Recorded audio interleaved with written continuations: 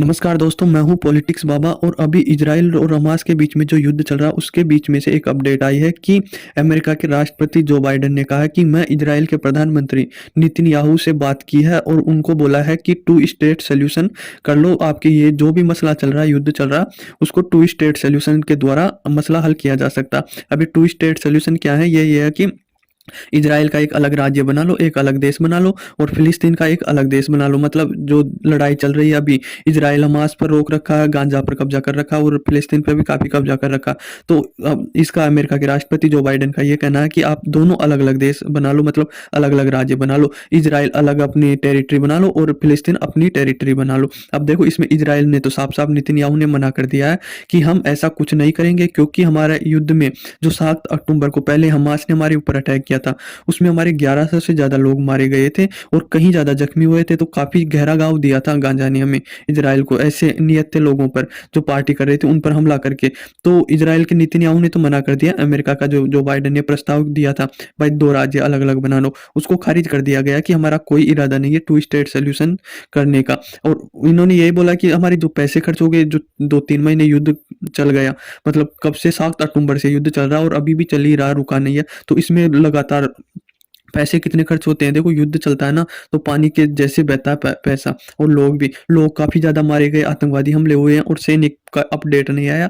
बाकी सैनिक भी काफी ज्यादा मारे गए हैं, परेशान हो गए जो अलग है। इंटरनेशनल कितना दबाव आ गया, कितनी जीडीपी डाउन हो गए। और उसके बाद में अमेरिका बोल रहा है कि टू स्टेट सोल्यूशन कर लो। तो इसराइल का यही कहना है कि आप ये प्रस्ताव पहले ही क्यों नहीं माना, ये इसने पहले ही मान लेता, ये हमला क्यों किया। ऐसे ऐसे इसराइल ने भी इनकार कर दिया इसके बारे में। अब देखो, अमेरिका लगातार उपदेश दे रहा फिलिस्तीन के बारे में कि फिलिस्तीन ऐसा कर लो। फिलिस्तीन भी जबकि मानने को तैयार नहीं है, पर फिलिस्तीन पूरा टूट चुका, गांजा पूरा टूट चुका, उनके पास कोई ऑप्शन नहीं है। अब ले दे के यही ऑप्शन बचा और अमेरिका भी काफी परेशान हो चुका। मिडिल ईस्ट में इतनी ज्यादा जियोपॉलिटिक्स गरमाई हुई है कि युद्ध के कभी भी कोई भी देश किसी पर भी आक्रमण कर सकता है, इतनी गरमाई हुई पॉलिटिक्स है इसमें, मिडिल ईस्ट में। अब देखो, अमेरिका अभी सीरिया और इराक में बमबारी कर रहा है।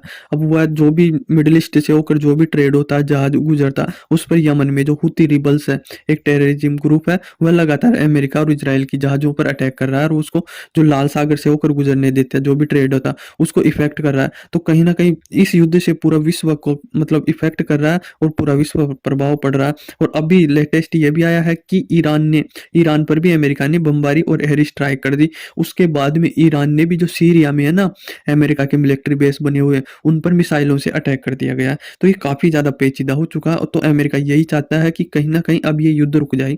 यदि हमास और इजराइल का युद्ध नहीं रुका तो ये टेररिस्ट ग्रुप है ईरान में, यमन में और इराक में, ये काफी ज्यादा एक्टिव हो चुका। और ये एक्टिव होने के साथ ही ये विश्व के व्यापार को प्रभावित कर रहा है। देखो, अमेरिका देश में तो जाकर कुछ कर नहीं सकता, पर जो अमेरिका के ट्रेड वगैरह चलते हैं, दुनिया के ट्रेड चलते हैं, उसको काफी ज्यादा इफेक्ट कर रहा है। और इनका मेन मकसद यही है कि अमेरिका जा नहीं सकते, तो कहीं ना कहीं इजराइल और हमास का इसको युद्ध को हाईलाइट में दुनिया के सामने लाने का इनके पास यही कारण है कि दुनिया की जो भी जहाज आए ट्रेड के से संबंधित, उन पर आप हमला करना स्टार्ट कर दो, तो कहीं ना कहीं ये न्यूज में आ जाएगा, वर्ल्ड मीडिया इसको कवर कर देगा। तो इनका यह इरादा था, जितने भी आतंकवादी संगठन है। तो अमेरिका यही चाहता है कि अब ये कहीं ना कहीं ये युद्ध रुक जाए। तो जो बाइडेन है वो इजराइल से लगातार बात कर रहा है कि आप कहीं ना कहीं इस मामले को सुलझाओ या किसी भी प्रकार से टू स्टेट सोल्यूशन करके या कैसे भी सुलझा लो अब इसको। तो बाइडेन के बारे में जो हमास के जो लीडर है ना, मुख्य सेना, तो उन्होंने बोला है कि जो बाइडेन ये बोल रहा है, जो हमारे ऊपर विद्य वो कर रहा है ना, मतलब फिलिस्तीन के ऊपर इतना रहम बरसा रहा है, ये हम जानते हैं, ये अपनी प्रचार कर रहा है अपनी नीतियों का। भाई देखो, मैं दो देशों के बीच में कैसे सुलझाड़ा करवा सकता हूँ। जब इजराइल लगातार फिलिस्तीन को ये मार रहा था, तो अब मैं इसे बचा सकता हूँ।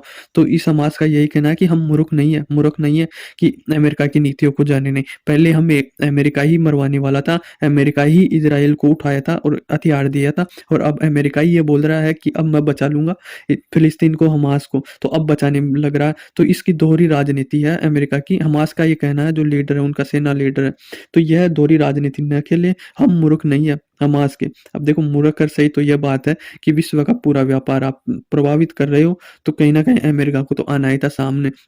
अब इनके सामने भी यही रास्ता है फ़िलिस्तीन। ले भाई फ़िलिस्तीन खूब ताकतवर है, या पूरे देश उसके जितने भी मुस्लिम देश है या जितने भी खूब ताकतवर है, तो ये साथ आ गए हैं फ़िलिस्तीन के, और अब इज़राइल को छोड़ेंगे नहीं। भाई अगर फ़िलिस्तीन अब भी समझौता नहीं करेगा ना इज़राइल के साथ, तो ये फ़िलिस्तीन को ही घाटा होगा, क्योंकि इज़राइल के पास इतना एडवांस टेक्नोलॉजी हथियार है।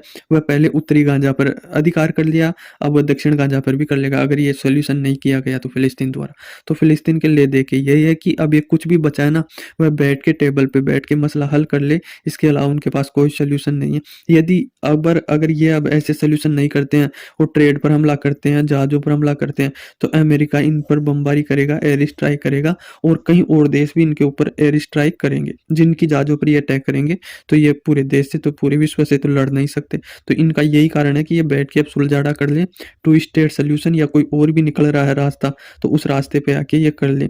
अब देखो बाइडेन का ये भी कहना था, उन्होंने ये भी कहा था कि बाइडेन को जो नेतन्याहू है इजराइल के प्रधानमंत्री, उनको मैं मना लूंगा, क्योंकि ये दशकों से कई दशकों से चला आ रहा है तनाव है, आतंकवादी हमले हो जाते हैं इजराइल पर, फिर इजराइल करता है, तो इजराइल भी परेशान हो चुका है और यह इनको समाप्त करना चाहता है। इस कारण दो स्टेट बना के, मतलब फिलिस्तीन का अलग होगा, इजराइल का अलग, कोई लड़ाई नहीं चाहते, कोई सुख शांति से रहना चाहते हैं सब। तो ये इनको मैं मना लूँगा, बाइडेन का ये कहना है कि इज़राइल को मैं मना लूँगा और ये राज़ी हो जाएँगे। अभी तो राज़ी नहीं है जबकि इज़राइल, पर अमेरिका कहीं न कहीं उसको लाइन में ले लेगा। तो इस प्रकार से बाइडेन लगातार कोशिश कर रहे हैं कि कहीं न कहीं अब ये युद्ध समाप्त हो जाए। नहीं, अगर यदि ये नहीं होगा तो काफ़ी दिक्कतें पैदा हो जाएगी, विश्व अलग डायरेक्शन में चला जाएगा, क्योंकि पहले ही बहुत ज़्यादा दिक्कत हो चुकी है। इधर इज़राइल वो इराक पाकिस्तान पे कर दिया, फिर इराक ने सीरिया में कर दिया, फिर अमेरिका ने सीरिया पे किया, और इस पे ईरान पे कर दिया, फिर ईरान ने अमेरिका के जो बेस कैंप था मिलिट्री उस पे कर दिया। तो ये काफ़ी ज़्यादा पेचीदी हो गई, और ये बाहरी जो दबाव है ना, बाहरी ताकतें जैसे रशिया, चाइना, ये लगातार इंटरफेयर कर रही है इन आतंकवादियों को उकसाने में। तो अमेरिका कहीं न कहीं चाहता है कि ये अब बंद हो जाए। और जो फ़िलिस्तीन के लोग हैं, वहाँ के जो स्वास्थ्य मंत्री, उन्होंने जानकारी दी है कि जो फ़िलिस्तीन है ना, उसमें इज़राइल जब से युद्ध लड़ रहा है उसमें 25,000 से लोग ज़्यादा मारे गए हैं, जो आम नागरिक हैं। अब देखो युद्ध हुआ है और एयर स्ट्राइक होती है, आके गिरती है, ज़मीन से भी हमला करा, तो लोग तो मारे जाएँगे, इसमें कोई डाउट नहीं है कि आप पर फूल बरसेंगे युद्ध में। युद्ध में गोला-बारूद और लोगों की आहुति दी जाती है। तो ये कहीं न कहीं अब ये युद्ध समाप्त हो जाए, क्योंकि इसका भारी प्रभाव इंडिया पर भी आ रहा है। इंडिया के भी कई प्रोजेक्ट रुके हुए हैं, तो अब फ़िलिस्तीन और इज़राइल को समझना चाहिए और ये युद्ध रुकना चाहिए, और अमेरिका भी यही चाहता। आई होप आपको समझ में आया होगा। धन्यवाद।